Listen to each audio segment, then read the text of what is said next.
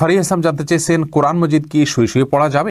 হ্যাঁ বোন ফারিয়া, কোরআন মজিদ শুয়ে শুয়ে পড়া যাবে। কোরআন মজিদ শুয়ে পড়া যাবে না এমন কোনো কথা কোরআন হাদিসের কোথাও বলা হয়নি, বরং সাধারণ অবস্থায় কোরআন মজিদ পড়া যাবে। তবে কোরআন মজিদের প্রতি, কোরআন মজিদকে বুকের মধ্যে ধরে অসম্মানজনকভাবে শুয়ে শুয়ে পড়া উচিত না। আপনি মুখস্থ থেকে পড়তে পারেন, আর সাধারণ অবস্থায় বসে বসে সুস্থ অবস্থায় আপনার কোরআন মজিদ পড়ার চেষ্টা করা উচিত। এরপরে আবদুল্লাহ মাহমুদ জানতে চেয়েছেন ইউটিউব চ্যানেলে, নামাজে তেলাওয়াতে ভুল হলে কি সেজদা দিতে হবে?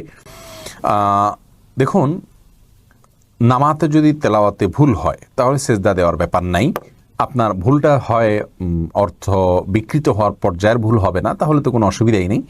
আর যদি অর্থ বিকৃত হওয়ার মতো ভুল হয়, সেক্ষেত্রে আপনি 3 আয়াত বা যতটুকু না পড়লে নয় এতটুকু পড়ে ফেলেছেন, তারপরে যদি ভুল হয় তাহলে ইনশাআল্লাহ সেখানে আপনার সালাত হয়ে যাবে।